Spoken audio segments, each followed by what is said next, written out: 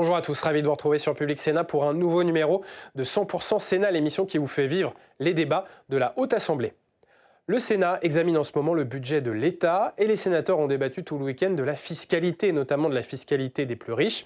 Je vous propose de suivre le débat qui a eu lieu au Sénat sur des hausses d'impôts exceptionnelles prévues par le gouvernement, des hausses d'impôts sur les plus hauts revenus et sur les grandes entreprises qui font des bénéfices, des hausses d'impôts exceptionnelles qui ne plaisent pas forcément à la majorité de droite sénatoriale.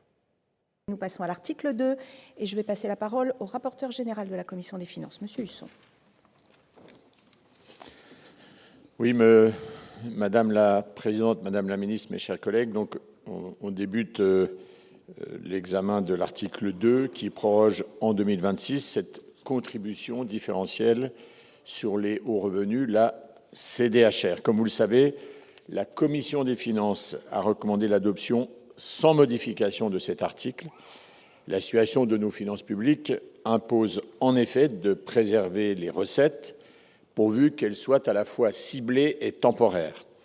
Particulièrement complexe, nous l'avons dit l'an dernier, notamment au regard du mécanisme d'acompte prévu pour son acquittement, la CDHR doit s'interpréter donc comme une mesure exceptionnelle de rendement. Je vous rappelle que le gouvernement ne nous a toujours pas dit de quelle manière et surtout combien cette contribution rapporterait et est en train de rapporter, entre 2 milliards d'euros initialement attendus et parfois moitié moins selon certaines évaluations. Le présent article ayant donné lieu au dépôt de nombreux amendements, je voudrais donc, en amont de la discussion, préciser ma position sur ces propositions. Tout d'abord, j'émettrai un avis défavorable sur l'ensemble des amendements qui entendent pérenniser définitivement la CDHR ou proroger son application jusqu'au retour du déficit public à 3% du PIB pour les raisons, je pense que vous comprenez au regard de mon propos d'hier.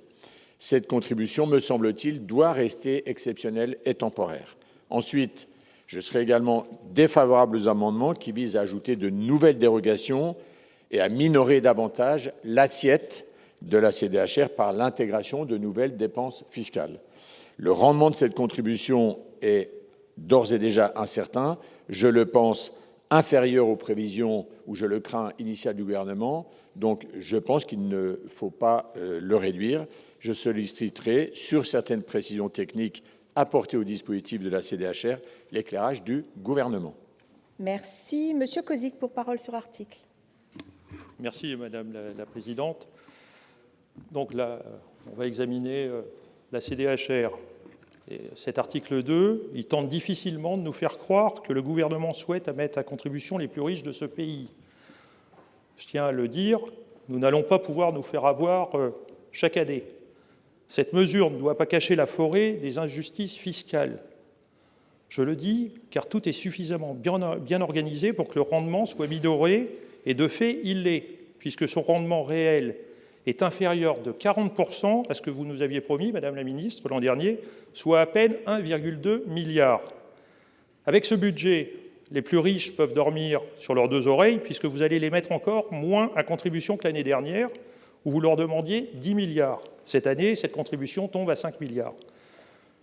Je dois dire que c'est incompréhensible, et particulièrement inaudible au moment où l'INSEE, dans son dernier rapport, a mis en lumière la sidérante envolée des revenus de ces très très riches au cours des dernières décennies. Pour rappel, entre 2003 et 2022, leur revenu moyen a plus que doublé en euros constants, plus 119%, une augmentation bien supérieure à l'inflation et 2,6 fois plus forte pour le reste des foyers fiscaux, plus 46%. En 2023, les foyers à très haut revenu gagnaient déjà en moyenne 95 fois plus que les ménages les plus modestes. En 2022, ils ont gagné 167 fois plus.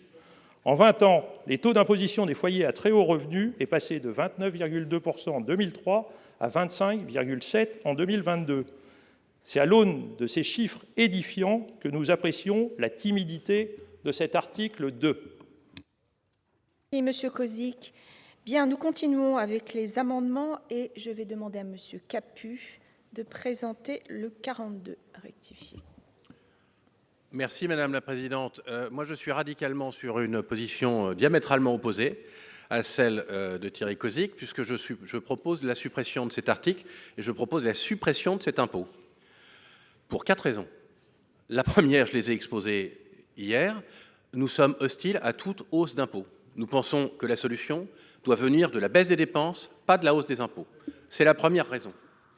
Deuxième raison, on a dit que c'était temporaire, ciblé, provisoire. On a voté. Et hop, ça revient cette année. Donc, quelle est la crédibilité de la parole publique?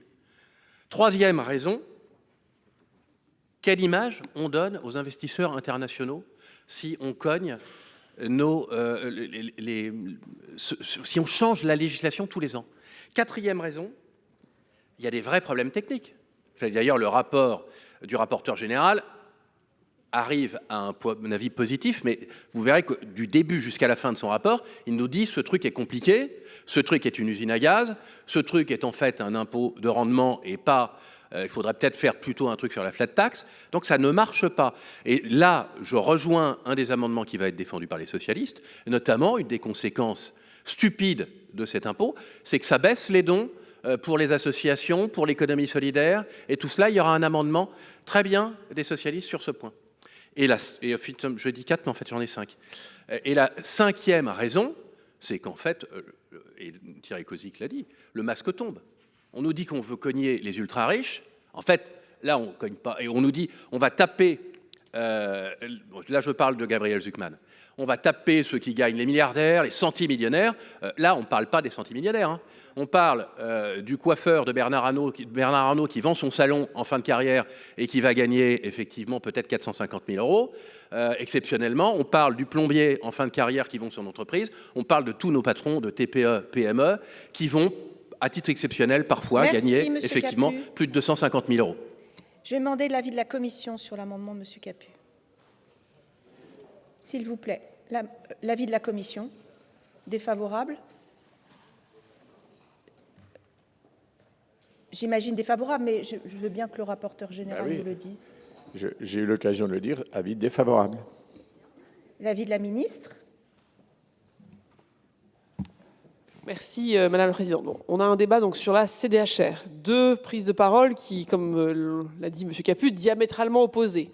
Monsieur le sénateur Cozic nous dit ce n'est pas assez pour un rendement d'environ 1,5 milliard est attendu en 2025 et 2026, et M. Capu qui nous dit ça devait être temporaire et pourquoi on le garde et tous les effets de bord que ça peut avoir.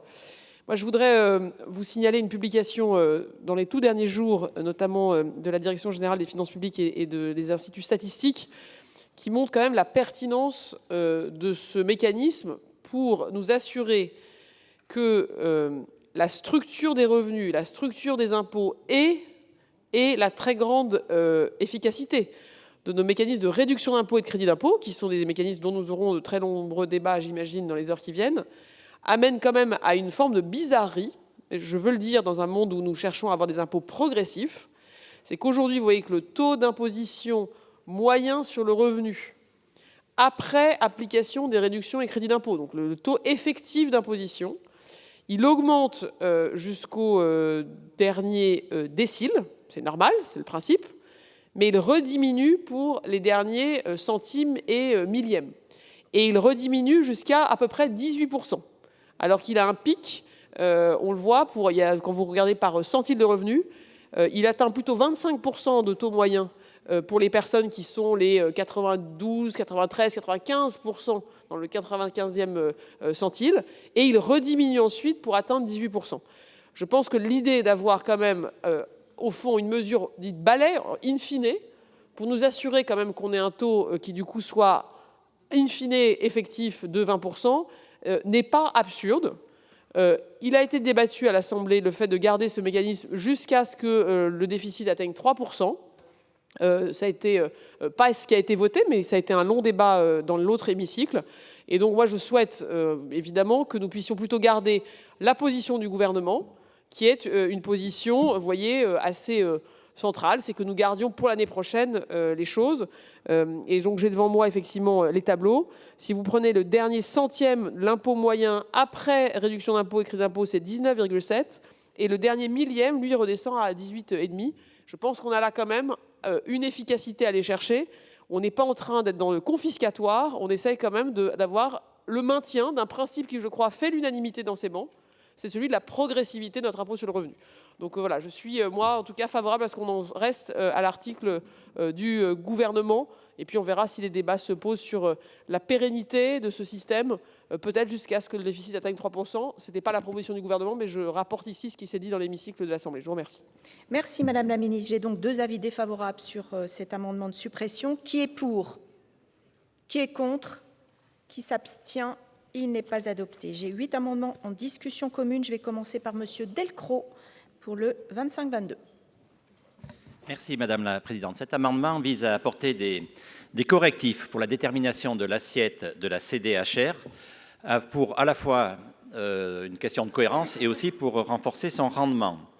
Il permet d'éviter que des revenus puissent être déduits 2 fois du calcul de la CDHR. Une première fois parce qu'ils ne rentrent pas dans le calcul de la CDHR et une deuxième fois parce qu'ils intègrent la CEHR qui elle-même est déduite pour le calcul de la CDHR. Donc des revenus sont finalement déduits 2 fois, effectivement, si je peux dire, du calcul de la CDHR. Donc cet amendement vise à le rectifier et il en est exactement de même pour les revenus exceptionnels qui sont pris à hauteur de 1/4. C'est exactement la même question, qui sont déduits finalement 2 fois. C'est le but de cet amendement. Vous continuez avec le suivant, Monsieur Delcros? Est-ce que vous en avez 3? Je veux bien. Sur le suivant, il propose de corriger ce qui, pour moi, est une anomalie incompréhensible. Pour des revenus produits en France, le résident français contribue à la CEHR et contribue à la CDHR. Pour ces mêmes revenus produits en France, le résident à l'étranger contribue bien à la CEHR, mais pas à la CDHR. Ça veut dire que pour les mêmes revenus produits en France, un résident en France contribue à la CDHR et pas le résident étranger. Je propose de corriger cette anomalie. Et le 3e amendement, il vise à maintenir la CDHR le temps nécessaire pour atteindre l'objectif des 3% de déficit. Merci, Monsieur Delcros. Nous continuons avec le 642, Monsieur Kozik. Merci, Madame la Présidente. Si vous voulez bien, je vais présenter les deux en même temps, puisqu'il y a un amendement de repli. Donc, la contribution différentielle prévue par le présent article n'est autre qu'une forme de rappel permettant de pallier partiellement au mécanisme d'optimisation fiscale auquel s'adonnent de nombreux foyers aisés. En synthèse, le groupe socialiste propose donc que les contribuables les plus aisés payent à minima autant d'impôts que ceux qui contribuent largement moins. Donc le présent amendement rend pérenne ce mécanisme. Nul foyer ne pourra, par le recours à des dispositifs dérogatoires, des abattements ou des revenus exceptionnels, réduire artificiellement sa contribution au-dessous d'un taux minimal. Cette permanence permet de sécuriser le principe d'égalité devant l'impôt et de renforcer la justice fiscale. Par ailleurs, le taux initial de 20% est trop faible et revient à reconnaître implicitement la régressivité de l'impôt sur le revenu pour les plus hauts revenus. En le relevant à 30%, le présent amendement corrige cette insuffisance et garantit que les contribuables les mieux dotés ne bénéficient pas d'un avantage fiscal injustifié par rapport aux fractiles de revenus inférieurs. Et l'amendement de repli, lui, vise à rendre pérenne la CDHR. Je rappelle simplement que le patrimoine des 500 plus grosses fortunes françaises est passé de 20% du PIB en 2017 à 45% du PIB en 2022. Dans le même temps, la pauvreté et la précarité ont explosé. C'est donc de mesures fiscales pérennes, ciblant les plus aisés et les plus grandes entreprises que nous avons besoin pour ne pas reproduire dans le futur les mêmes erreurs.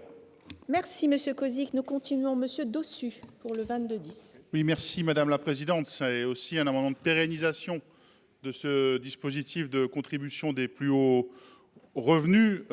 L'objectif, si on y revient, c'est de concilier ce qu'a dit mon collègue Kozik en début d'article et ce qu'a dit aussi Monsieur Capus, c'est-à-dire que le rendement a été trop faible, notamment parce qu'on a vanté le caractère temporaire de cette contribution et qu'un certain nombre de fiscalistes ont fait un peu de bénéfices l'année dernière en vendant des solutions d'esquive de cette contribution sur les hauts revenus parce qu'elle était temporaire. Et donc, temporairement, certains ont pu mettre leurs revenus à l'abri. Et donc, l'objectif en pérennisant, c'est de s'assurer que tout le monde contribue et qu'on sorte un peu d'une forme d'hypocrisie autour de cette contribution. On a besoin de faire contribuer les plus hauts revenus dans le contexte actuel, dramatique, dans lequel 8 ans de gouvernement macroniste successifs ont plongé le budget de la France. Et donc on doit aujourd'hui pérenniser cette contribution, c'est important, et donc supprimer le caractère temporaire et donc toutes les références à l'année 2026 nous paraît la moindre des choses. Merci, Monsieur Dossus. Monsieur Barros, pour le suivant. Merci Madame la Présidente. Évidemment, dans la droite ligne des interventions précédentes, il s'agit de pérenniser la contribution différentielle sur les hauts revenus instaurée par la loi de finances 2025. Pour ce qui nous concerne, nous considérons que la CDHR agit comme un filet de rattrapage sur les très hauts revenus, même s'il est rare à ces niveaux de richesse et sur les seuls revenus d'activité. On est bien à partir de 250 000 € pour une personne seule et 500 000 € pour un couple. Cela concerne certes un nombre limité de foyers, environ 65 000, mais pour un rendement de 1,2, 1,5 milliard d'euros, et surtout justifié par les stratégies qui ont été évoquées d'ailleurs par le collègue Dossus, d'évitement fiscal qui s'organise tout en haut de la distribution. Même si cet impôt ne porte pas sur le capital au sens strict, il s'inscrit dans la problématique de la concentration des richesses et donc nous considérons qu'il est nécessaire de prolonger et de pérenniser cet impôt. Merci. Merci, cher collègue. Monsieur Blanc, enfin. Oui, dans la droite ligne de ce qu'ont indiqué mes collègues. L'an passé, en vrai, on a assisté à un fake. Ce qu'a annoncé le gouvernement Barnier, c'était de dire oui, on va augmenter la fiscalité un peu, de manière temporaire. Pour dédouaner ce que le Haut Conseil aux finances publiques avait tout à fait remarqué, c'est-à-dire que les 2 tiers sur le budget qui était soumis l'an passé, les 2 tiers de l'effort reposaient sur une hausse de la fiscalité et 1 tiers seulement sur des économies. Et depuis, aucune réforme structurelle. Et on arrive à l'examen de ce budget sans avoir eu aucune réforme structurelle présentée par la coalition du socle commun sur l'année qui vient de s'écouler. Et donc, on sait bien que pour aborder l'ensemble de la séquence jusqu'en 2029, sans doute jusqu'en 2031, il va falloir qu'il y ait un effort qui porte sur la fiscalité. Dire le contraire, c'est mentir. À partir du moment où on accepte qu'il va falloir avoir un effort durable sur la fiscalité, est-ce que cet impôt différentiel est quelque chose que l'on considère comme étant légitime ou pas ? Si on considère que c'est un impôt légitime, que c'est un impôt qui fait sens, alors il faut qu'on l'inscrive dans la durée. Et l'amendement que je propose est un amendement qui consiste à dire cet impôt perdurera tant qu'on n'atteindra pas les critères de Maastricht, c'est-à-dire un déficit sous les 3%, c'est-à-dire en définitive au regard de la hausse des taux d'intérêt, c'est-à-dire tant qu'on n'arrivera pas à un déficit primaire qui sera à 0 ou tant qu'on n'arrivera pas à un excédent primaire. C'est ça le sujet. Il faut qu'on aille vers cette trajectoire de l'excédent primaire et donc on a besoin d'avoir des impôts comme celui-ci qui permettent effectivement d'aller chercher l'argent là où il est, c'est-à-dire ceux qui ont effectivement les plus hauts patrimoines et les plus hauts revenus. Merci, Monsieur Blanc. Je vais demander l'avis de la commission sur l'ensemble de ces amendements. Monsieur Husson. Je vais d'abord sur le premier amendement de notre collègue, le sénateur Delcros, je vais demander l'avis du gouvernement parce que je pense qu'il y a des sujets d'expertise à compléter et je remercie Bernard Delcros. D'abord parce que dans son questionnement, il précise le calcul de l'impôt effectivement acquitté au titre de la CEHR et de l'IR pour le calcul de la contribution différentielle. Il rapproche aussi les modalités de calcul du niveau du revenu fiscal de référence sur celui utilisé dans le cadre de la contribution exceptionnelle sur les hauts revenus. Et enfin, il précise les modalités d'imposition des contribuables s'installant ou quittant le territoire. Un avis défavorable sur le 2505. Comment dirais-je ? Alors, évidemment, je comprends parfaitement l'objectif, mais 2 arguments pour rendre cet avis défavorable. Tout d'abord, il me semble que l'adoption de l'amendement conduirait à complexifier davantage la fiscalité non résident, en particulier s'agissant des modalités de déclaration et de recouvrement. Et d'autre part, je reste cohérent avec ma position sur la CDHR. C'est un dispositif qui est imparfait, je l'ai déjà dit, mais il doit rester exceptionnel et temporaire. Sur tous les autres amendements, donc un avis défavorable pour les mêmes raisons. Je voudrais simplement faire une remarque, Madame la Ministre, sur les modalités de recouvrement qui me paraissent assez kafkaïennes. Si on va sur le site internet de la DGFiP, ce site recommande à nos contribuables assujettis à la CDHR de se faire accompagner par un comptable. C'est dire, je pense, si vos services considèrent qu'il faut une grande expertise technique et professionnelle, ce qui est un peu contre-intuitif par rapport à la facilité d'accès d'un document sur Internet. Monsieur le rapporteur général, j'ai compris un avis défavorable sur l'ensemble des amendements, mais le premier sur le 2522. J'avais sollicité l'avis du gouvernement. Vous n'avez pas entendu, merci. Alors l'avis du gouvernement sur ces 8 amendements. Merci beaucoup. Le premier amendement, Monsieur Delcros, j'y suis favorable parce qu'il permet, je crois, de clarifier un certain nombre de points de difficulté, notamment pour que nous puissions avoir moins besoin d'accompagnement et notamment mieux traiter en particulier les enjeux de revenus exceptionnels qui sont aujourd'hui, tels que avait été écrit la rédaction initiale, l'une des difficultés. Effectivement, il y a une difficulté, Monsieur le rapporteur général, c'est que vous savez que le calendrier de cet impôt devait être sur l'année N-1, mais que la censure du gouvernement a amené à ce que cet impôt, du coup, s'applique sur l'année dite N, avec l'année en cours, et qu'une fois qu'on est, entre guillemets, lancé de cette manière, il est difficile de revenir. Bon, c'est l'une des conséquences de la censure, et il faut être assez clair sur le sujet. Votre deuxième amendement, donc le numéro 2505, j'y suis défavorable, parce que le choix qui a été fait par le précédent gouvernement, c'était d'appliquer cette contribution différentielle aux résidents, et donc il ne concerne pas nos compatriotes qui sont français, domiciliés à l'étranger, qui ont des revenus de source française, c'est vrai, mais on considère que c'est à leur pays de résidence fiscale, via les conventions fiscales, de s'assurer de minimaux ou de planchers s'ils veulent en imposer. Troisième amendement, le 2539, qui propose donc d'appliquer cette CDHR jusqu'à un retour du déficit à 3%. Je donne un avis de sagesse et je vous laisse décider. Soit on aura du coup potentiellement un débat dans les années qui viennent, soit vous préemptez un peu cette décision aujourd'hui, considérant que c'est un impôt qui peut perdurer. Ensuite, sur les autres amendements qui suivent, M. Kozik sur l'acompte et en augmenter le taux. Bon, un taux à 30%, M. Kozik, ce serait... Je vois très bien la dynamique dans laquelle vous êtes, vu de là où on part, et vu aussi le fait que les revenus, aujourd'hui, du capital, l'impôt sur le revenu est à moins de 15% dans les fameux 30% de flat tax, plus ensuite la CEHR, on n'arrive pas du tout à 30%, ce serait en fait une augmentation massive de la flat tax déguisée. Donc ça, on aura le débat par ailleurs, mais je pense qu'il vaut mieux avoir les débats séquencés, donc j'y suis défavorable. Et ensuite, la pérennisation, qui est un certain nombre d'amendements qui viennent après. J'ai donné un avis de sagesse plutôt sur la proposition de M. Delcros. Le dernier de M. Blanc, qui est donc de rester dans l'objectif de la déficit excessif. Je crois que la rédaction de votre amendement, M. Blanc, ne dit pas exactement ce que vous proposez, donc je vous propose plutôt un retrait. Je pourrais détailler si vous le souhaitez, mais on a une difficulté de légistique sur votre amendement. Donc en gros, je résume, favorable au premier, défavorable au second, sagesse sur le troisième et défavorable ensuite à tous ceux qui viennent, avec une demande de retrait de celui de M. Blanc. Je vous remercie. Merci Madame la Ministre. Alors, explication de vote, Madame Briquet. Merci Madame la Présidente, Madame la Ministre, mes chers collègues.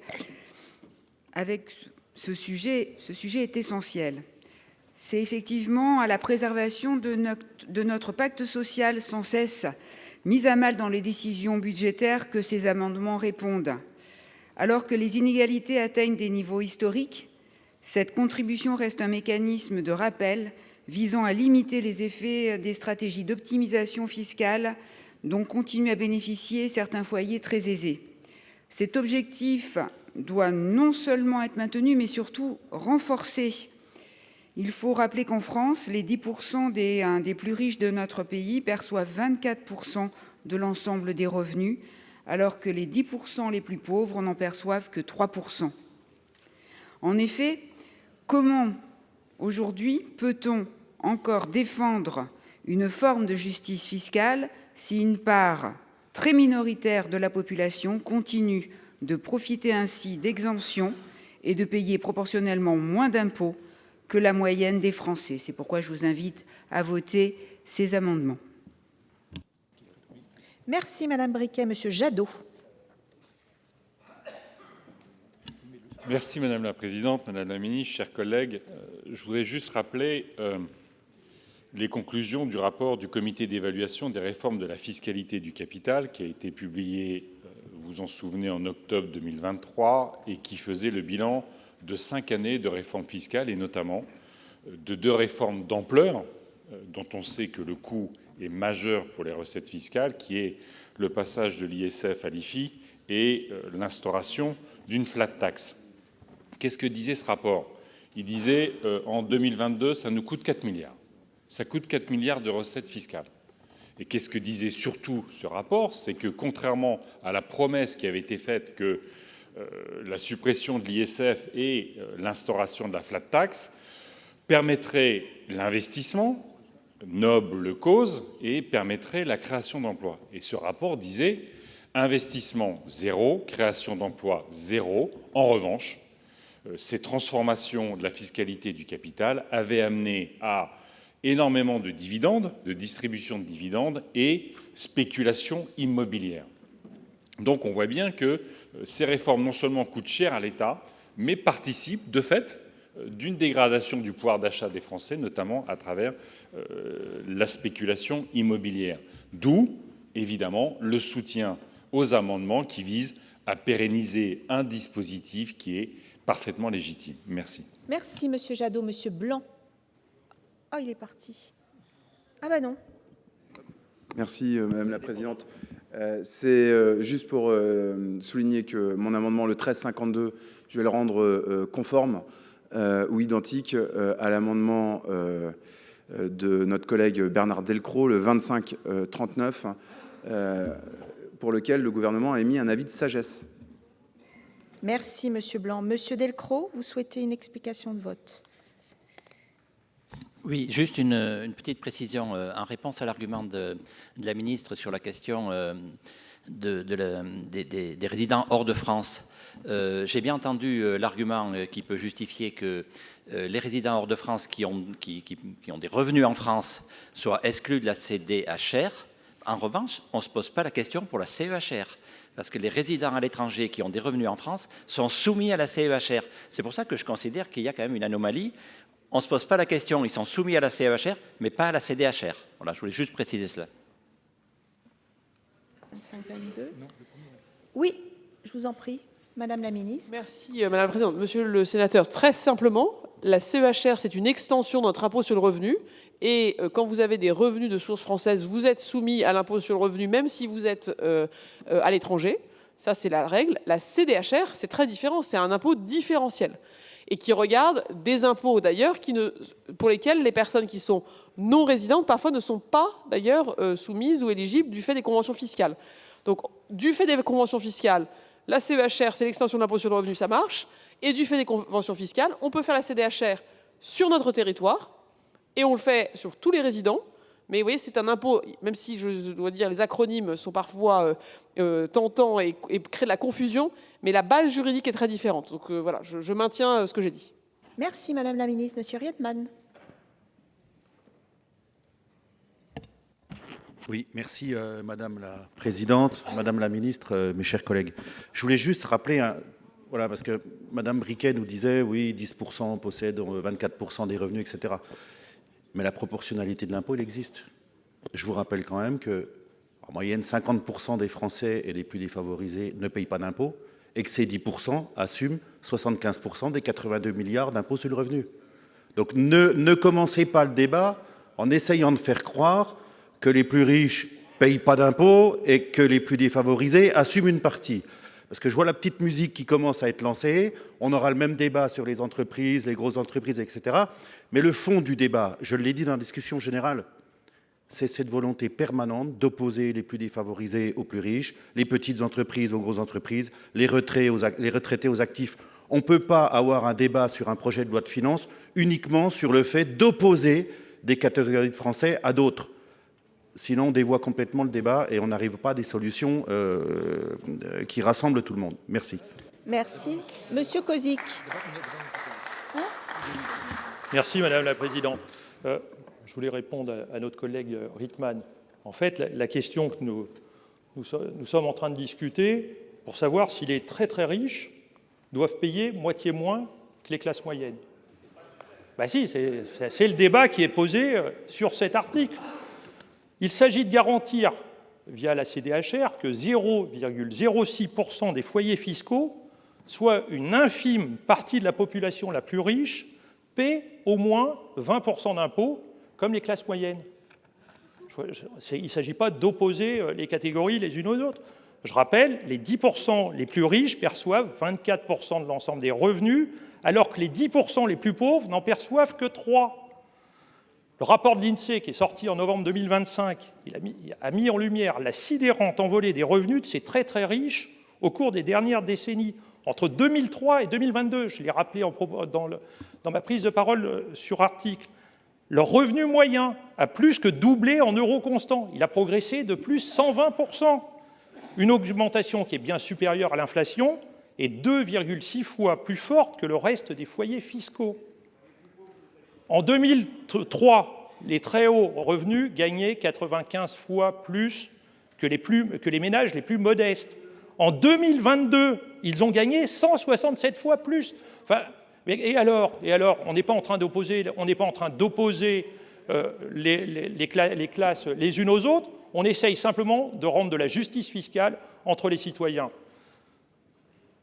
Madame la Présidente, je me permets, il me reste un petit peu de temps. Donc, sur l'ensemble de ces amendements, nous allons voter favorablement. J'avais une question à Madame la Ministre concernant l'amendement de M. Delcros, le 25-22. Je voulais savoir si, donc il y a un aspect technique, c'est une correction technique, s'il touchait au rendement de la CDHR. Merci. Merci, Monsieur Kozik. J'ai encore donc Monsieur Dossu pour explication de vote et ensuite Madame Séné. Oui, je voulais revenir sur merci Madame la Présidente, sur les propos de Monsieur Rietmann, puisque ça fait 3 jours.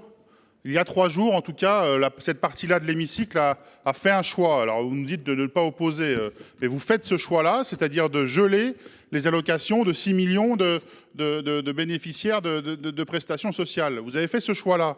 Et aujourd'hui, vous ne voulez pas faire contribuer les plus riches. Donc, c'est vous qui vous faites ce choix absurde d'opposer les plus pauvres et de les faire contribuer au rééquilibrage des comptes publics. Et vous avez du mal à faire contribuer les plus hauts revenus. Donc, assumez vos choix politiques. Là, on est dans la 8e année de bilan du président Macron et de sa politique économique. Mon collègue Jadot a bien expliqué que faire baisser la fiscalité sur les plus hauts revenus n'a eu aucun impact sur l'économie. Et aujourd'hui, on voit bien qu'on doit savoir qui doit payer la note. Et vous faites le choix de faire payer les plus pauvres de ce pays. Et nous pensons qu'on doit faire contribuer ceux qui en ont les moyens.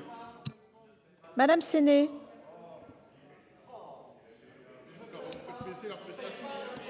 Mais s'il vous plaît, on débute tout juste ce débat, donc allons-y très calmement. La réalité, c'est que ce dispositif, avant qu'il n'existe, en fait, il corrige une vraie anomalie.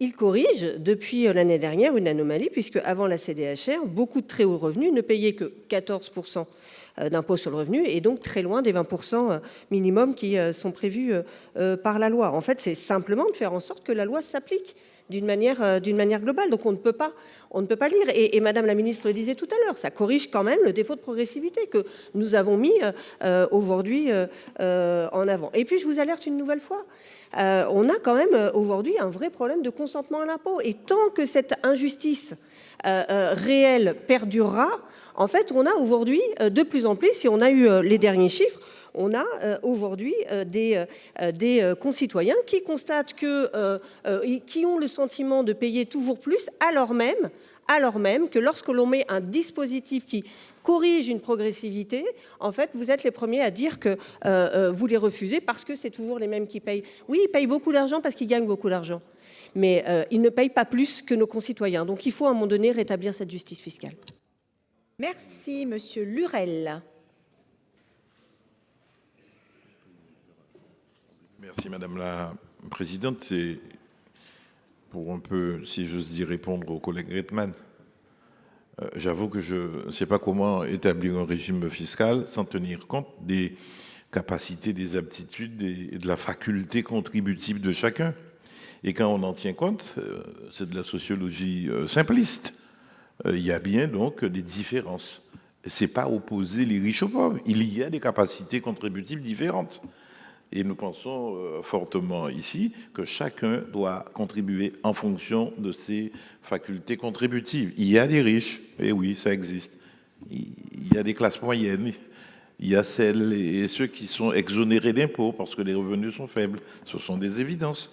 Et donc, ce n'est pas une politique de classe qu'on est en train de vous faire, encore que les classes sociales existent.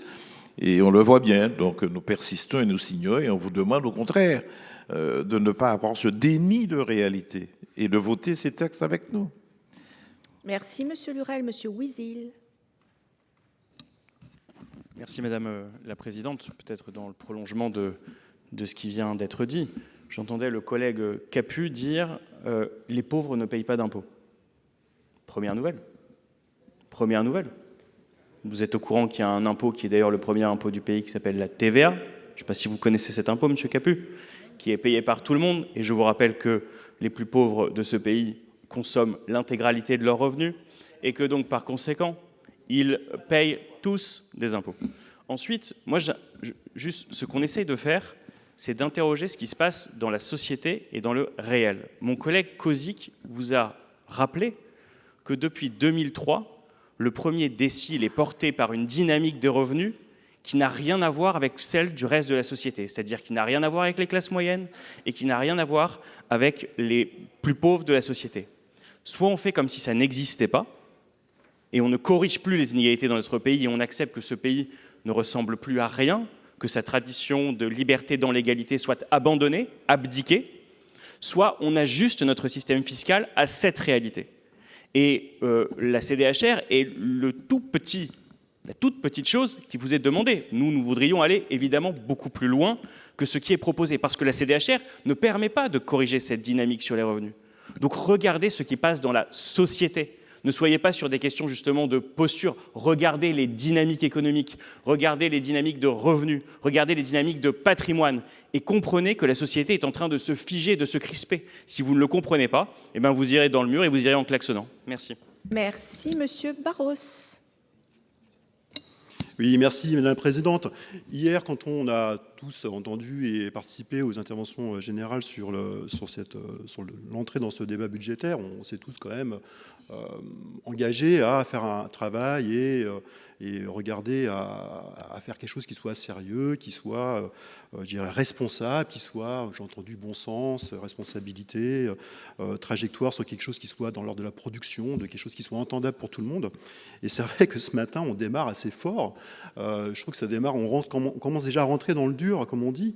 Et moi, je ne voudrais pas qu'on démarre cette étude de ce document qui est quand même important, qui est structurant pour notre nation, sur un débat qui soit... Bon, les riches doivent rester très riches, et les riches, c'est fait pour être très riches, les pauvres, c'est fait pour être très pauvres, et si on en reste là-dedans, on va certainement souffrir pendant plusieurs jours, voire plusieurs semaines. C'est vrai que la justesse et la justice fiscale, à un moment donné, c'est faire en sorte que proportionnellement, chacun puisse contribuer au financement des services publics, de l'État, et c'est quelque chose qui se travaille, qui doit s'actualiser tout le temps, parce que l'optimisation, ça existe, parce que les revenus, ils évoluent pour les uns et pour les autres, et ça doit se caler. Enfin, la fiscalité, c'est quelque chose de vivant, et je pense qu'il n'y a pas à être... c'est pas agressif de faire évoluer la fiscalité, parce que du côté des revenus, il y a des évolutions qui sont tellement presque caricaturales parfois, qu'à un moment donné, un petit peu de rattrapage, c'est aussi du bon sens. Donc c'est vrai que ces CDHR qui a été mis en place l'année dernière, c'est peut-être un levier intéressant pour un peu plus de justice fiscale. Bon, je pense qu'à un moment donné, il faut arriver à concevoir qu'il faut faire quelques gestes de justice et que quelque part, quand on prend un peu à ceux qui ont beaucoup, il en reste encore pas mal et ce n'est pas quelque chose qui est restrictif ou confiscatoire. Merci. Merci. Monsieur Capu. Oui, je crois qu'il faut rétablir un petit peu de sérénité. Sur la gauche de l'hémicycle, on nous parle de la taxe Zuckman et du dernier centile. Je dis juste, et en fait, ce n'est pas le sujet. Là, on parle de la CDHR, qui vise les gens qui gagnent 250 000 € par an. C'est beaucoup. Moi, j'aimerais bien gagner ça, je ne gagne pas. C'est beaucoup, c'est vrai, mais ce n'est pas les ultra-riches dont vous parlez. Vous parlez des ultra-riches, des milliardaires et des centimillionnaires. C'est eux qui sont dans le dernier centile, et d'ailleurs la ministre m'a très bien répondu. C'est eux sur lesquels nous avons eu le débat sur la taxe Zuckman. Ce n'est pas le sujet du jour. Et vous me répondez, chers collègues, je n'ai pas dit ce que vous dites, j'ai abondé dans le sens du président Rittmann, qui dit, effectivement, plus de 50% de la population ne paie pas l'impôt sur le revenu, et ces 50% ont une contribution en réalité négative. C'est-à-dire qu'ils touchent plus de l'État qu'ils versent en TVA et en prélèvements sociaux. Et donc, le sujet, là, on est sur l'IR, on est sur le consentement à l'impôt. J'alerte juste, comme le président Rittmann, sur le fait que ceux qui paient l'impôt, aujourd'hui, effectivement, paient déjà son peu, et paient déjà 75% de l'impôt. C'est eux qui créent les emplois. Et s'ils partent, s'ils perdent le consentement, s'ils ne consentent plus à l'impôt, on aura un problème. Et pour être tout à fait complet, parce que notre collègue Jadot me glissait dans l'oreille, oui, mais ceux qui ne paient pas l'impôt sur le revenu paient également la TVA, mais pour être tout à fait clair avec vous, là, on ne parle encore une fois que de l'IR. Or, quand vous dites 14%, ils paient, là, les assujettis, mais dans ces cas-là, vous oubliez de dire qu'eux aussi paient des prélèvements sociaux. Eux aussi payent 17,2% de prélèvements sociaux, qui ne sont pas pris en compte dans les 20% de contribution différentielle. Donc, si vous voulez effectivement qu'on les rajoute, en réalité, ce n'est pas 14, c'est 14 plus 17. Monsieur Capu, Madame Blatrix. Merci Madame la Présidente. Donc mon collègue a très bien rappelé tout à l'heure qu'en 20 ans, les plus hauts revenus ont plus que doublé. Ils ont augmenté 2 fois plus vite que les autres revenus. On sait tous, on partage tous ici le fait qu'en 5 ans, on devra trouver 120 milliards d'efforts et il faut que ces efforts soient justes. Et donc si on ne demande pas ces efforts-là à ceux dont les revenus ont le plus augmenté, eh bien, on fait porter ces efforts sur les classes populaires, sur les classes moyennes, par une année blanche, par exemple, et ce serait complètement juste. En plus, si ces revenus supplémentaires ne sont pas taxés, ils conduisent à une concentration du patrimoine qui, là aussi, mine complètement notre société. Et notre collègue Victorin Lurel a très bien rappelé tout à l'heure que chacun doit contribuer en proportion de ses revenus. Et cette mesure est une mesure de fiscalité. Et je suis tout à fait favorable à la prolongation de cette taxe jusqu'à ce qu'au moins on ait retrouvé les 3% de déficit. Merci, Madame Blatrix. Alors, je n'ai plus de... Si, Monsieur Fargeot, je vous en prie. Merci Madame la Présidente. Mes chers collègues, alors je voudrais rejoindre la parole de sagesse de mon collègue du Val d'Oise, et pourtant nous ne sommes pas dans le même groupe politique.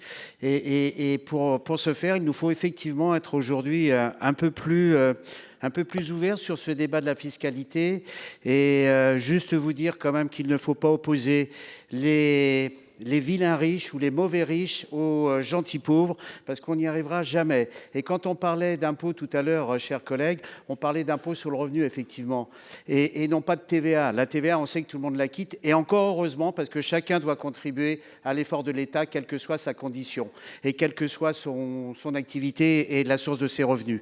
Donc voilà ce qu'il faut dire, mais s'il vous plaît, avançons, et faisons en sorte de ne pas lourdir ce débat de la plus mauvaise des façons. Merci. Je vous remercie, Monsieur Uzna.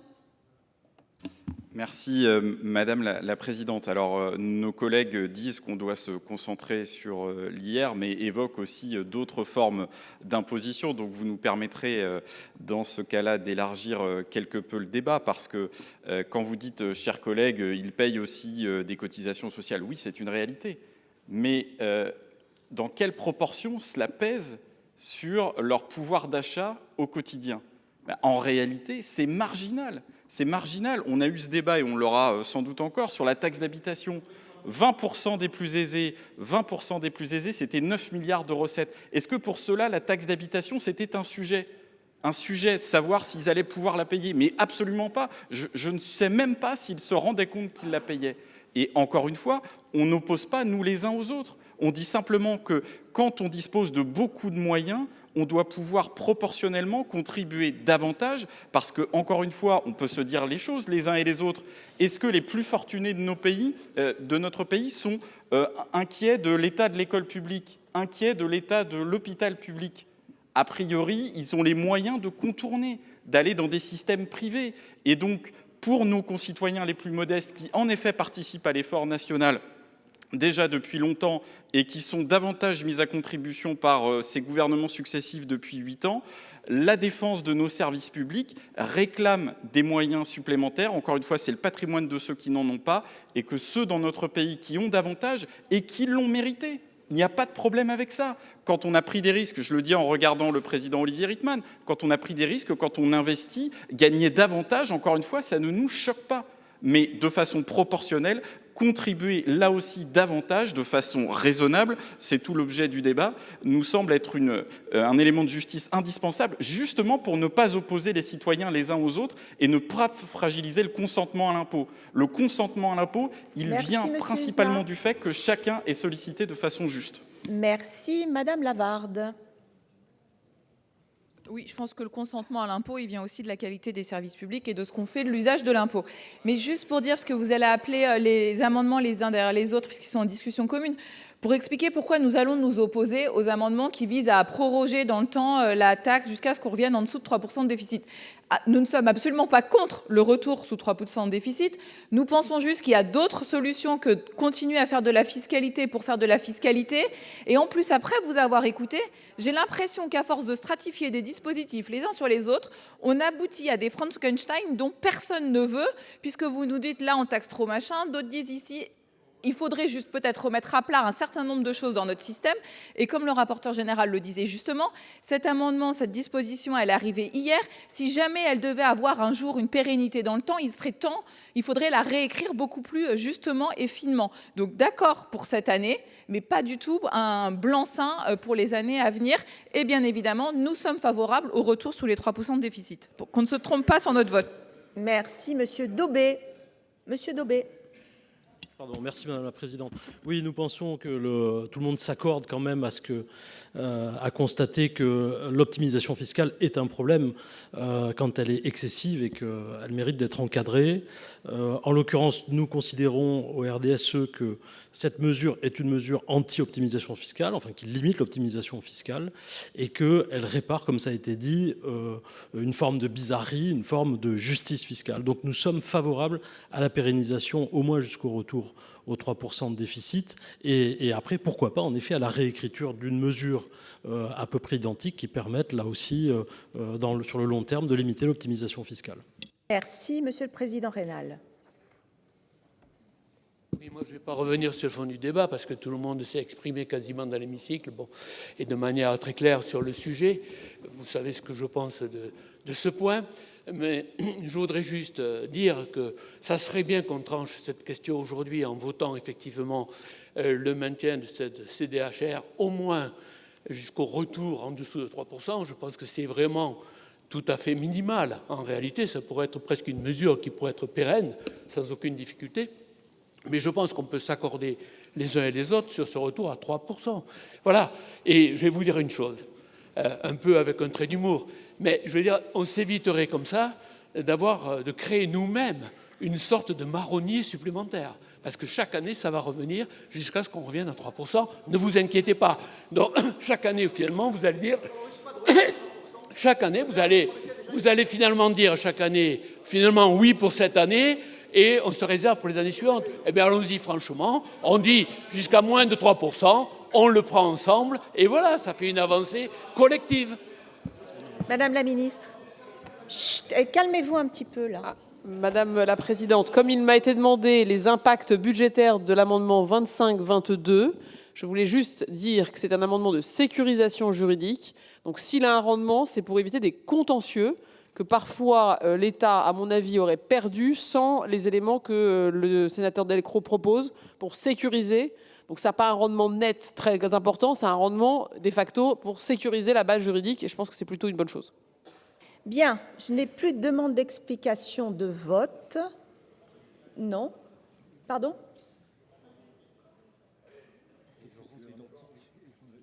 Monsieur Cozic, allez, j'ai pas... Je souhaite rendre identique l'amendement 643 sur le 2539 de M. Delcros. Bien. Alors, nous allons donc mettre aux voix ces différents amendements. Nous allons commencer par le premier de M. Delcros, le 2522, qui, je vous le rappelle, a eu un avis favorable du gouvernement. Qui est pour? Qui est contre? Qui s'abstient? Il est adopté. Il fait tomber... Oh, pardon, monsieur le rapporteur général, pardonnez-moi.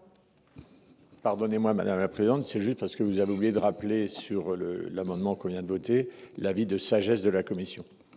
Oui, je considère que s'il n'y a pas, si vous aviez demandé l'avis du gouvernement, monsieur le rapporteur général, on va se donner cette méthode. Quand il y a un avis qui est donné par le gouvernement, si vous n'êtes pas d'accord, vous me le dites. Si vous êtes d'accord, on continue. On est d'accord?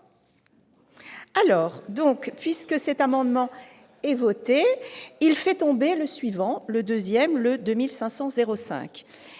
En revanche, il ne fait pas tomber le 2539, qui, je vous rappelle, a eu un avis défavorable de la Commission et un avis de sagesse du gouvernement. Et l'amendement de M. Blanc a été rendu identique avec celui-ci. Ainsi que celui de M. Cozic, puisqu'il vient de me le dire.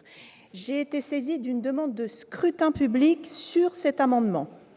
Je vais donc vous demander de vous préparer. Je vous redis, avis défavorable de la Commission et avis de sagesse du gouvernement. Le scrutin est ouvert.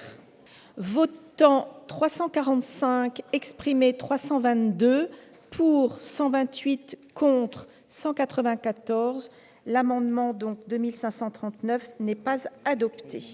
Pour essayer de gagner du temps dans la lisibilité sur cet article 4 pour le positionnement politique, je voudrais attirer l'attention de tous sur l'importance de la décision que nous allons prendre pour la vie de nos entreprises et de nos entrepreneurs. Je pense que les choix qu'a fait le gouvernement depuis le début du PLF en prorogeant la surtaxe d'impôt sur les sociétés sont tout bonnement, de mon point de vue, incompréhensibles. La Commission propose, et vous le savez, de supprimer cette surtaxe, comme d'ailleurs le Parlement et le gouvernement s'étaient engagés. C'est d'abord une question de respect de la parole donnée et de crédibilité. Depuis la promulgation du budget 2025 au mois de février, le gouvernement n'a eu de cesse d'affirmer aux chefs d'entreprise que cette surtaxe ne s'appliquerait que pour un exercice et un exercice seulement. Devant notre commission, j'ai eu l'occasion de le rappeler, notre ministre des Comptes publics, Amélie de Montchalin, avait précisé que le gouvernement ne souhaitait en aucun cas recourir à une baguette magique fiscale pour combler les écarts dont la cause est la hausse de la dépense, je la cite. Par ailleurs, je veux rappeler à tous que, et on le sait, la stabilité fiscale est l'un des premiers sujets de préoccupation des chefs d'entreprise, en tous les cas à l'égal de ce que le gouvernement souhaite pour la vie politique française, la stabilité. Tous les entrepreneurs que j'ai rencontrés me disent la même chose lors des auditions. Il est quelque part incompréhensible que le gouvernement choisisse cette facilité de taxer les entreprises plutôt que de réduire les dépenses dont je rappelle qu'elles ont trop rapidement augmenté depuis un certain nombre d'années.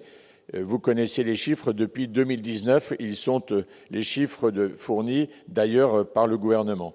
Je note d'ailleurs que le Conseil des prélèvements obligatoires soulignait lui aussi que la première priorité devait être la stabilité et la prévisibilité de la fiscalité.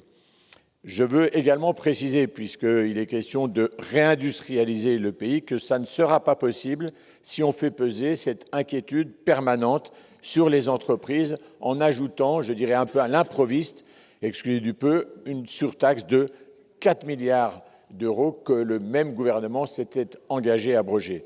Nous savons tous par expérience que le jeu des commandes croisées, les investissements des grandes entreprises font très souvent garnissent les carnets de commandes de notre tissu industriel de PME comme d'établissements de taille intermédiaire.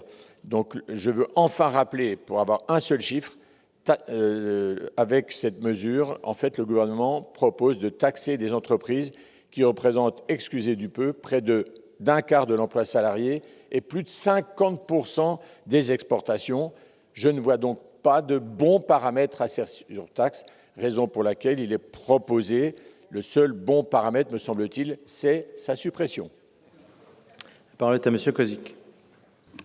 Merci, Monsieur le Président. Donc, l'article 4 que nous allons examiner vise à pérenniser la contribution exceptionnelle sur les bénéfices des grands groupes en la diminuant de moitié. Tout d'abord, je dois vous dire que les taux de cette contribution sont divisés par 2 dans le projet gouvernemental. Et pour ceux qui nous écoutent, elle touche 400 grandes entreprises dont le chiffre d'affaires en France est au moins égal à 1 milliard d'euros. Alors, ce n'est pas la peine de se lancer dans des diatribes sur les PME, car ce ne sont pas elles qui sont concernées avec cet article 4. Je voudrais rappeler que le taux de l'impôt sur les sociétés ne fait que chuter. Sous la présidence Macron, il est passé de 33% à 25%. Il y a même un décalage important entre le taux légal de 25% et le taux réel payé par les grandes entreprises, qui est en moyenne de 14%, alors qu'il s'élève à 21,4% pour les PME. J'ajoute que les entreprises du CAC 40 réalisent régulièrement des bénéfices records. Vous soutenez que cela participe à l'investissement et à l'augmentation des salaires, mais ce n'est pas vrai. La majorité des profits sont reversés aux actionnaires, et je rappelle que l'an dernier, ça a représenté plus de 100 milliards d'euros, record en Europe. Il ne faut pas non plus oublier les aides publiques versées sans contrepartie, ni critères, ni conditions, qui s'élèvent à plus de 211 milliards et qui sont captées par les entreprises qui sont concernées par cet article 4. Je vous remercie. Merci. La parole est à Monsieur Blanc. Trois éléments. Le premier, rappeler que oui, il y a eu un rapport de l'OCDE qui indique qu'il fallait qu'on ait une réorientation vers 25% de taux pour l'impôt sur les sociétés. Mais je veux rappeler quand même, parce que si on nous dit qu'on a une fiscalité sur les entreprises largement supérieure, etc., rappeler que dans les pays où on a un taux, par exemple les États-Unis, l'Allemagne, à ce taux national, quelquefois de 25%, il y a aussi des taux régionaux.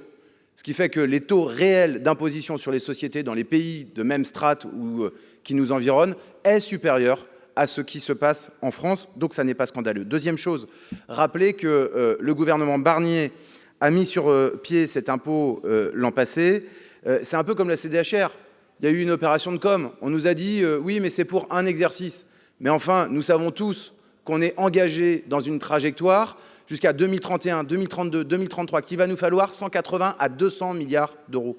Alors moi, je veux bien effectivement qu'on travaille sur des économies. Au moment du PLFSS, d'ailleurs, la gauche a proposé des économies qui ont été balayées. Mais il y a une certitude, c'est que des économies sans augmentation de la fiscalité, ça ne passera pas. Dire qu'on ne va pas augmenter la fiscalité, c'est mentir à nos concitoyens. Donc il y a un débat ensuite, où on augmente la fiscalité. Je crois qu'augmenter la fiscalité sur les grandes entreprises, sur un certain nombre de grandes entreprises, ce n'est pas quelque chose de choquant. Et puis, je voudrais juste terminer là-dessus, Monsieur le Ministre, mes chers collègues. Si nous voulons un compromis, si nous voulons un budget, si nous voulons de la stabilité dans le pays, alors il faut aussi qu'il puisse y avoir un effort qui soit communément réparti. Supprimer cet article, c'est la démonstration qu'il y a la volonté de ne pas avoir de compromis. C'est votre démonstration qu'il y a la volonté de ne pas avoir de budget et la démonstration qu'il y a la volonté d'avoir de l'instabilité dans le pays. C'est comme sur la CDHR. À un moment donné, il y a des impôts qu'on doit être capable de mettre sur pied et il faut qu'on leur donne une stabilité dans la durée. Merci. La parole est à Monsieur Marc Laménie. Merci, Monsieur le Président. Madame la Ministre, Monsieur le Ministre, le Président de la Commission des Finances, Monsieur le rapporteur général, mes chers collègues. Alors, quelques mots concernant cet article 4 qui vise à la prorogation en 2026 avec division par 2 des taux de la contribution exceptionnelle sur les bénéfices des grandes entreprises. Dans le PLF 2026, le total des recettes fiscales nettes sont estimées à 373 milliards d'euros. Remboursements et dégrèvements d'État s'élèvent à 140 milliards d'euros si l'on ajoute, alors en brut, ça ferait des recettes fiscales brutes à hauteur de 513 milliards d'euros, soit 18,7 milliards de plus par rapport à 2025. Si on prend les trois grands impôts, la TVA, 109 milliards d'euros net, dont également 104 milliards d'euros pour l'impôt sur le revenu, 59 milliards d'euros l'impôt sur les sociétés, sont les trois grands impôts. Le produit des petits impôts est soutenu par la création d'impôts nouveaux ou la prorogation d'impositions temporaires. Alors ça représente 100 milliards d'euros avec les autres recettes fiscales. Et je cite mon excellent collègue Emmanuel Capus sur le produit, la création d'impôts nouveaux, qu'il cite souvent. Alors donc, concernant l'impôt sur les sociétés, c'est la principale imposition sur les entreprises. Ça représente 17% des recettes fiscales pour 2025. Cette prorogation de ce dispositif dans l'article 4 affaiblirait réellement la compétitivité des grandes entreprises et ce sont réellement des employeurs. Donc j'irai dans le sens du rapporteur général avec un amendement de suppression de cet article et celui de notre excellent collègue Emmanuel Capus. Je vous remercie. Et la parole est à monsieur Olivier Rietmann, président. Merci, Monsieur le Président. Monsieur le Ministre, mes chers collègues, je voulais quand même apporter quelques points sur cet article et sur cette contribution exceptionnelle pour les grandes entreprises. Je l'ai dit dans la discussion générale, c'est déjà une question de respect de la parole donnée par l'État. Contribution exceptionnelle qui était de 8 milliards. Ce n'était pas contribution exceptionnelle de 8 milliards, puis peut-être encore un petit peu derrière. Quand va-t-on mettre fin à cette instabilité pour nos entreprises qui est le plus grand défaut qu'on peut leur mettre et le plus gros boulet qu'on peut leur mettre aux pattes? Il y a une question qui se pose, Monsieur le Ministre. Quand est-ce qu'on va arrêter tous les ans de mettre de l'instabilité dans les visions, la visibilité, les projets d'investissement des entreprises? Chaque année, les entreprises tremblent de savoir, mais et encore plus cette année que les autres, elles nous le disent toutes, qu'est-ce qui va se passer pour nous l'année prochaine? On vote au mois de novembre, décembre un budget qui s'appliquera l'année d'après et qui conditionne, alors que les entreprises, eux, c'est du long terme, voire du très long terme. Quand j'entends, là on n'est que sur les grandes entreprises, on n'est pas sur les PME. Mais je vous l'ai dit, arrêtons de mettre en opposition les très petites, les moyennes, les grandes. C'est un écosystème. Quand on touche à l'un, on touche aux autres. Les grandes entreprises, c'est du travail, c'est des donneurs d'ordre, c'est de la sous-traitance pour les petites et les très petites. Cher Thierry Cozic, vous faisiez partie de la commission d'enquête sur les aides publiques. Bernard Arnault lui-même le dit. Moi, si je n'ai pas des petites ou des très petites entreprises, si je n'ai pas des artisans dans tous les territoires de notre pays qui sont capables de travailler le cuir de la meilleure des manières, je suis incapable de vendre des sacs à main Made in France. Et sans contrepartie, les aides, s'il vous plaît, 200 et quelques milliards d'aides, rien que les cotisations et les impôts payés, c'est 1217 milliards. Donc la contrepartie, elle est au moins de 1000 milliards pour les entreprises. Même Marie-Lise Léon, même Frédéric Souillot disent que les aides publiques ne sont pas remises en cause. Ce qu'on veut, c'est de l'évaluation. Merci. Merci, Président Rietmann. Monsieur le Ministre. Merci, Monsieur le Président, Mesdames, Messieurs les sénateurs. D'abord, bonjour à tous et à toutes. Très heureux de passer une partie de ce week-end avec vous. Je vais prendre une parole sur cet article 4 et j'espère ensuite pouvoir aller très vite sur les avis des multiples amendements qui concernent cet article et l'après 4. Donc permettez-moi d'être un peu long maintenant pour être beaucoup plus bref après. Non, pas trop, je vous rassure. D'abord, je trouve que le débat qui a eu lieu dans le cadre de ces prises de parole liminaires montre bien, en fait, le débat qu'on a entre nous et notre capacité ou non à converger in fine vers un budget qui pourrait être voté largement malgré des désaccords importants et de substance sur un sujet aussi important que la fiscalité des entreprises.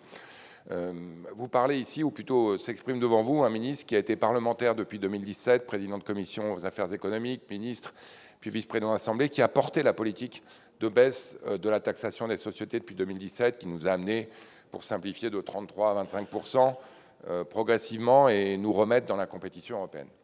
Mais devant vous s'exprime aussi un ministre qui a déposé un budget, et qui l'assume évidemment, dans lequel cette surtaxe IS, surtaxe sur l'impôt sur les sociétés, des grandes sociétés votée l'année dernière, est prolongée pour l'année prochaine à hauteur de 4 milliards. Donc ça veut quand même dire moins d'impôts sur les sociétés pour les entreprises concernées en 2026 qu'en 2025, puisqu'on passerait d'une surtaxe IX de 8 à 4. Et pourquoi on l'a fait? D'abord, parce que dans ce budget, on a considéré qu'il fallait un redressement important de nos finances publiques, et que ce redressement de nos finances publiques, en partie parce qu'on y croit, et en partie parce qu'on est sensible à l'équation politique qui existe aujourd'hui en France, et je dirais aux aspirations parfois contradictoires, dont notre rôle à tous, c'est de les faire converger entre plus d'impôts et moins de dépenses. Et le gouvernement a choisi de déposer un budget, nous avons choisi de déposer un budget dans lequel l'effort en dépenses primaires était à peu près d'un tiers sur les prélèvements et de 2 tiers sur les dépenses. On peut avoir des avis différents sur certains qui pensent sans doute qu'on devrait faire plus de l'un et d'autres qui pensent qu'on devrait faire plus de l'autre, mais nous, ça nous a semblé équilibré. Et à partir de là, à partir du moment qu'on souhaite un effort équilibré entre impôts et dépenses, on essaye de toucher les prélèvements qui nous semblent les moins inefficaces possibles.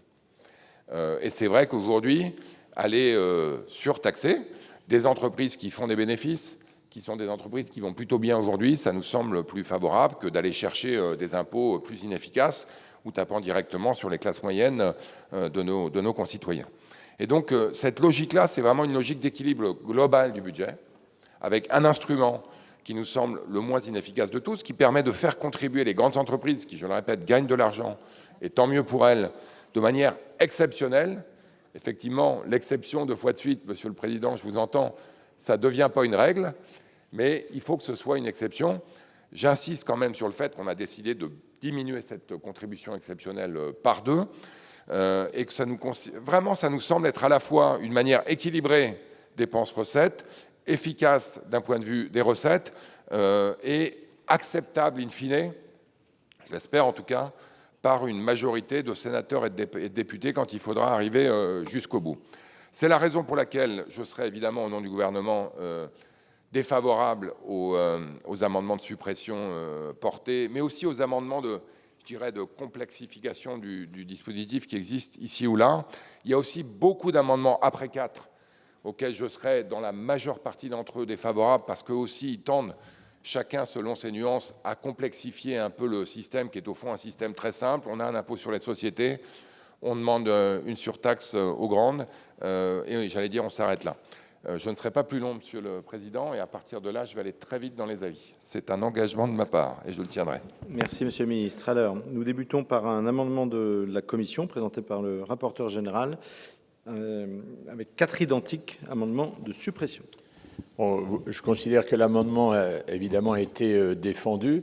Je veux simplement peut-être donner 2 éléments de précision complémentaire. Un premier, Monsieur le Ministre, à l'endroit du gouvernement et du ministre que vous êtes. On devait passer de 8 à 0. Vous dites, j'aurais dû de moitié, de 8 à 4, mais vous avez augmenté de 50% à l'Assemblée nationale. Donc 8 divisé par 2 égale 4, multiplié par 50% égale 6. Moi, je ne m'y retrouve plus, je préfère 8-0. Comme ça, au moins, les choses sont claires. Et puis, peut-être pour expliquer également, peut-être un peu plus concrètement, évidemment, sans citer, il y a aujourd'hui un certain nombre de grandes entreprises en France, de groupes qui travaillent dans la coopération, dans le mutualisme, dont la philosophie même est un partage assez différent par rapport des rémunérations et, comment dirais-je, de la rémunération globale de leurs salariés qui se trouvent frappés pour le coup de plein fouet, puisqu'en plus ils exercent uniquement sur le territoire national. Il y a quelque chose dans le produire en France et, comment dirais-je, vis-à-vis de ces entreprises qui est assez contre-intuitif. Je continue de penser qu'il vaut mieux choisir aujourd'hui de passer à 0 pour redonner du souffle, parce que nous allons avoir besoin, si on ne veut pas trop fiscaliser, de cette capacité des entreprises à créer de la richesse. Monsieur Capu, pour un amendement identique 45 rectifié. Merci, Monsieur le Président. J'ai cru qu'on était bloqué dans le mauvais film Un jour sans fin ce matin. Hier, on a passé notre journée à créer des impôts. Le Sénat a passé sa journée à voter les impôts et ce matin, j'arrive et l'Union centriste recrée une nouvelle contribution exceptionnelle. Et là, enfin, merci, monsieur le rapporteur général, mon amendement de suppression est identique au vôtre. Enfin, on arrête la création de nouveaux impôts. Qu'est-ce qu'il y a de pas clair dans contribution exceptionnelle? Il y a contribution exceptionnelle, elle est exceptionnelle et donc elle est temporaire. Merci, monsieur le président Rittmann, de le rappeler. Cette contribution, elle avait un caractère temporaire. La parole publique, le respect de la parole publique nécessite qu'on s'y tienne et qu'on ne demande pas des efforts exceptionnels chaque année aux grandes entreprises dont on sait, le président Rittmann l'a rappelé, qu'elles sont en réalité dans des ensembles économiques avec beaucoup de sous-traitants et donc si on tape l'un, on tape l'ensemble de la chaîne de production. Deuxième élément, elle est temporaire. 2, je le rappelle, mais je pense qu'il faut le souligner, le matraquer, ça n'est pas en créant des impôts qu'on va résoudre les problèmes de notre pays, c'est en baissant la dépense publique. Et donc, il faut se concentrer sur la baisse de la dépense publique. Et le troisième et dernier point, on a déjà, mes chers collègues, des impôts extrêmement élevés par rapport aux impôts qui pèsent sur les entreprises dans l'Union européenne notamment. Et donc, il faut impérativement, rapidement baisser la dépense publique et baisser les impôts. C'est la raison pour laquelle je vous propose de supprimer, comme le rapporteur général et comme mes collègues, cette contribution exceptionnelle temporaire. Merci. La parole est à Madame Lavarde pour un amendement identique de suppression. Très bien, il était défendu. Très bien, le suivant n'est pas défendu. Donc nous avons 3 amendements identiques de suppression que je mets aux voix. Madame Blatrix-Contat. Merci, Monsieur le Président, Monsieur le Ministre. En effet, nous sommes dans un jour sans fin, le jour sans fin des baisses de recettes depuis hier. On a, dans notre haute assemblée, on nous rappelle souvent à la responsabilité d'atteindre, de stabiliser notre dette et d'atteindre 3% de déficit. Mais que voit-on depuis hier? L'article 3 visant à lutter contre l'optimisation. La majorité sénatoriale l'a complètement vidé de son contenu et a affaibli le rendement. Hier encore, la modification de l'impôt sur la fortune immobilière, moins 600 millions, la ministre l'a indiqué. Donc, vous avez baissé sensiblement les recettes hier et encore aujourd'hui, vous privez l'État de 4 milliards de recettes. On le sait, depuis 2017, les dépenses, la part des dépenses dans le produit intérieur brut est stable et ce sont les recettes qui ont baissé. Donc, vous rajoutez encore à la facture du Sénat commence là à être salée. Et je voudrais revenir en effet sur l'impôt sur les sociétés, sur son taux qui est effectivement de 25%, mais pour les grandes entreprises, l'INSEE a rappelé encore très récemment que les grandes entreprises payent effectivement moins d'impôts que les PME. Leur taux effectif d'imposition, lié en partie à de l'optimisation, est de 14,3%. On sait que leur impôt est régressif. Donc, je pense que c'est complètement irresponsable de se priver de cette recette. Ce n'est pas un impôt sur la production, c'est un impôt sur des entreprises qui sont rentables et qui peuvent contribuer à l'effort national. Je vous remercie. Merci. Monsieur le ministre, je vais vous laisser la parole parce que j'avais anticipé sur votre avis défavorable, mais si vous souhaitez prendre la parole.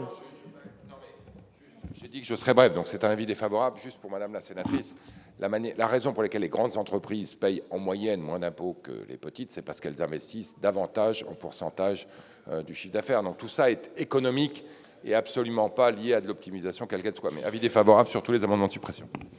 Merci Monsieur Blanc pour explication de vote.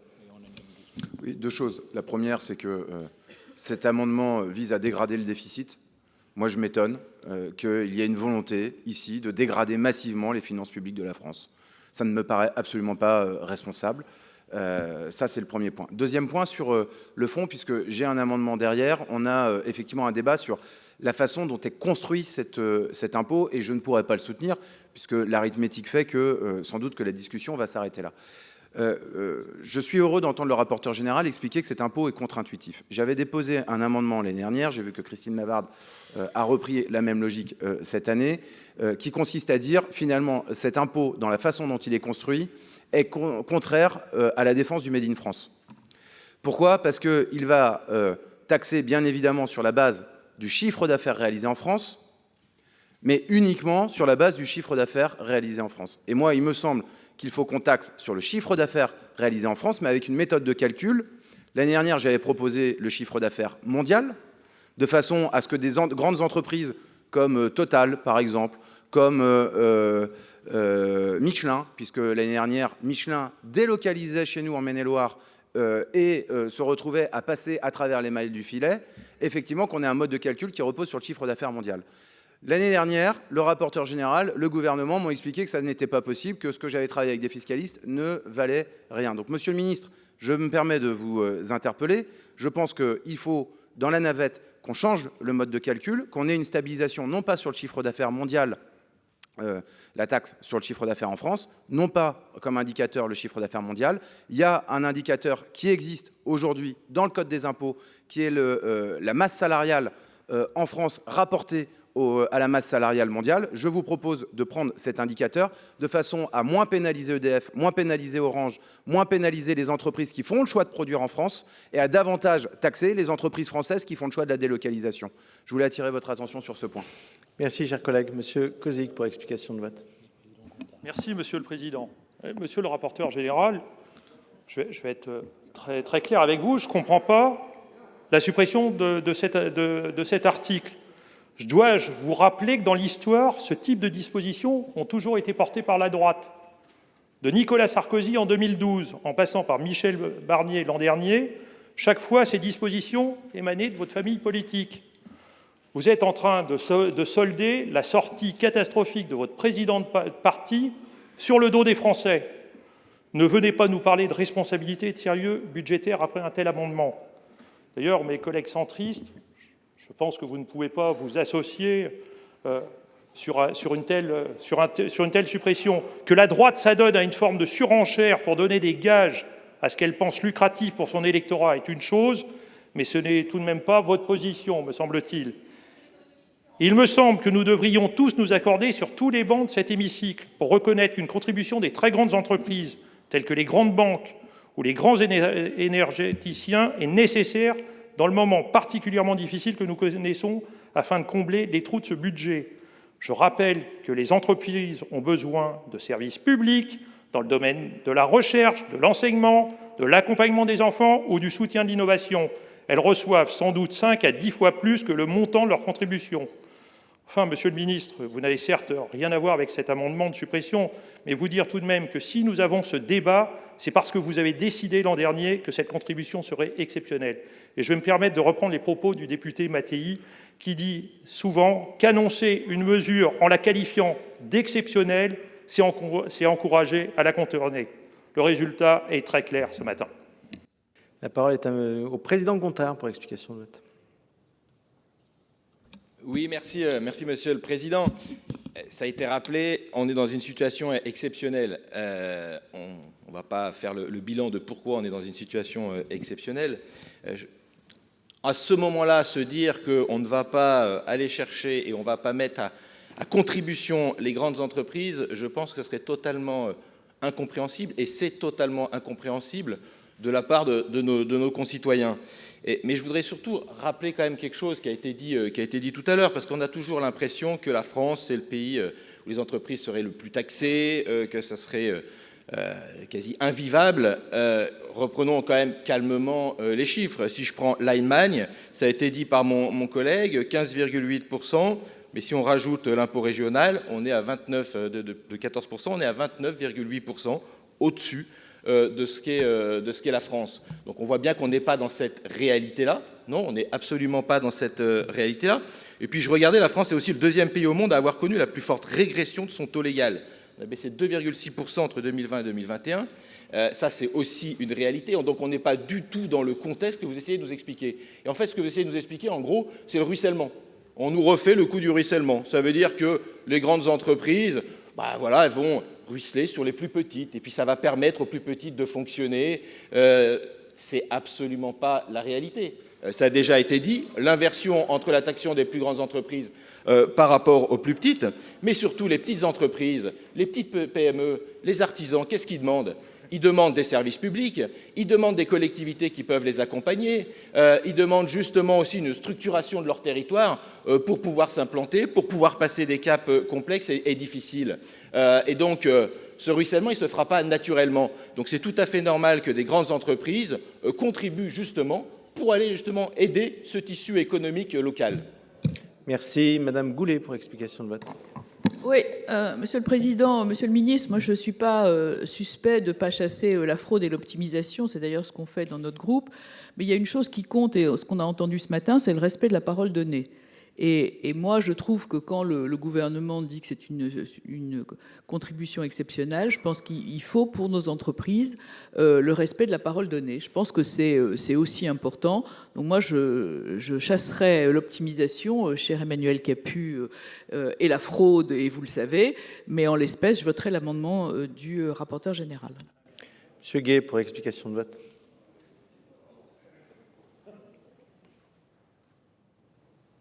Merci, Monsieur le Président, Monsieur le Ministre, mes chers collègues. Bon, de quoi nous parlons? Pas des entreprises, de 450 d'entre elles qui ont un chiffre d'affaires au-delà d'1 milliard et avec un taux différencié au-delà de 3 milliards d'euros. Donc déjà, on n'est pas sur le petit tissu économique de nos territoires. Deuxièmement, pourquoi même la droite, l'an dernier, l'a proposé? Premièrement, parce que ces entreprises sont les mêmes qui, évidemment, pratiquent le rachat d'actions, versent des dividendes conséquentes, touchent des aides publiques et, de manière, les captent de la plus grande majorité parce qu'elles ont l'ingénierie pour concourir à l'ensemble de ces aides publiques, et qu'il y a une question de justice fiscale et sociale qui s'exprime largement le pays. La deuxième, c'est parce que, y compris, on parle des 450 plus grandes d'entre elles qui concourent à tous les schémas d'optimisation fiscale. Pardon de vous le dire, Monsieur le Ministre, mais elles ne paient pas un taux différencié parce qu'elles investissent plus, parce qu'elles concourent beaucoup à l'optimisation fiscale. Et il y a même des très grandes entreprises qui paient 0% d'impôts. Et en moyenne, c'est moins de 15%. C'est ça le réel. Je rappelle que pour les seules entreprises du CAC 40, 63 filiales dans les paradis fiscaux. Donc, dans ce contexte, il faut qu'on ait un impôt, et je partage une chose avec la droite sénatoriale. Au lieu de débattre d'une contribution exceptionnelle, nous devrions être sur un impôt en réalité très régulier, parce qu'il y a besoin de visibilité. Oui, c'est une question, mais vous l'avez fait, le gouvernement propose de le diviser par 2 et vous proposez 0. Mais les 8 milliards de manque, qui va les payer? Ben, la compensation, c'est que vous allez le faire sur les classes populaires, qui déjà, elles, sont étranglées. Et vous allez continuer à laisser des très grandes entreprises engranger des marges vraiment énormes sans les taxer. Et c'est un problème, mais c'est un choix politique que vous devez assumer ici. Merci, chers collègues. Monsieur Rittmann. Non, il a parlé sur l'article. Oui, j'ai parlé en question de vote, Monsieur Rittmann. Merci, ne vous laissez pas distraire. Merci, Monsieur le Président, Monsieur le Ministre, mes chers collègues. Juste 2 points. En 2016, la taxation l'IS était de 33%. Somme collectée, 60 milliards. 2024, 25%. Somme collectée, plus de 80 milliards. Plus on abaissera le coût, les charges, les boulets, les normes sur les entreprises, plus il y aura de la création de richesses, plus il y aura de prélèvements et de collecte d'impôts. Et puis enfin, la dernière chose, le message. On a besoin que nos entreprises investissent, mais on a besoin énormément aussi des investisseurs étrangers. Quel est le message envoyé aux investisseurs étrangers quand on leur dit « venez investir en France », non seulement vous avez des normes qui sont beaucoup plus importantes qu'ailleurs, mais en même temps, si vous gagnez de l'argent, on va vous taxer, ça se fait un peu partout, mais nous, on va vous surtaxer. Je suis désolé, c'est quand même pas très entraînant de venir investir de l'argent en France dont on a tellement besoin et d'installer des entreprises étrangères en France. Merci, Monsieur le Président de la délégation aux entreprises. Monsieur le Président Reynal, vous souhaitiez intervenir. Oui, merci Monsieur le Président. Moi je voudrais quand même, comme souvent, hein, il y a du vrai partout. Hein, voilà, il y a du vrai partout. Dire que je ne crois pas que sur Ocomba, on pense que la taxation des entreprises, c'est soit quelque chose qu'il faut faire naturellement, sans réfléchir, etc. Non, il y a un moment précis, particulier dans lequel on est dans une crise financière, et il y a la recherche de solutions, et parmi les solutions, crise budgétaire, oui, financière, bon, pas loin, pas encore, budgétaire, et donc, oui, voilà, il y a des solutions qui sont recherchées, et quelles que soient les solutions que l'on prend, elles ne sont jamais bonnes pour telle ou telle et telle raison, qui sont souvent audibles, ce n'est pas le sujet. Bon. Moi, je voudrais dire une chose plus... amener un élément. Moi, je me souviens bien ici de la préparation du PLF 2025, gouvernement Barnier. Préparation 2025, nous avons adopté en commission et ici en séance, je le rappelle, l'idée d'avoir une contribution de 8 milliards d'euros pour l'année et de 4 milliards l'année suivante. Je le rappelle, ça s'est fait en réalité. On a eu les 8 milliards qui se sont... ça a été voté ici. Bon, et les 8 milliards ont été prélevés, les 4 milliards n'ont pas pu l'être parce que le budget a été voté en 2025 en retard. Et donc, on ne pouvait pas avoir d'effet rétroactif et pouvoir garder la mesure. Et donc là, on réintroduit cette mesure qui a déjà été votée ici. C'est tout ce que je veux dire. Les 4 milliards ont déjà été votés dans cette Assemblée, certes, pas pour le budget 2026, mais pour le budget 2025. Voilà. Et donc, il faut bien comprendre comment cette mécanique se met en place. À l'époque de Michel Barnier, vous l'aviez approuvé. Aujourd'hui, vous êtes contre. Il y a quelque chose qui n'est quand même pas tout à fait naturel dans cette affaire. Merci. Voilà, je vais mettre aux voix ces 3 amendements identiques qui restent en discussion. Donc un avis défavorable du gouvernement, favorable de la commission de fait. Et donc je suis saisi d'une demande de scrutin public par le groupe LR. 341 votants, 320 exprimés, 202 pour, 118 contre. Ces amendements identiques de suppression sont adoptés. Et de fait, font tomber, suppriment l'ensemble des amendements jusqu'au dernier que je vous livre, qui est le 1121 rectifié à cet article. L'article étant supprimé. Voilà pour ces débats budgétaires au Sénat. La majorité de droite et du centre a supprimé la hausse d'impôts exceptionnelle prévue par le gouvernement sur les grandes entreprises qui font des bénéfices. Une surtaxe exceptionnelle qui devait rapporter 4 milliards d'euros dans les caisses de l'État. C'est la fin de cette émission. Merci de l'avoir suivi. Continuez à suivre l'actualité politique et parlementaire sur notre site internet publicsénat.fr. Je vous souhaite une très bonne suite des programmes sur Public Sénat.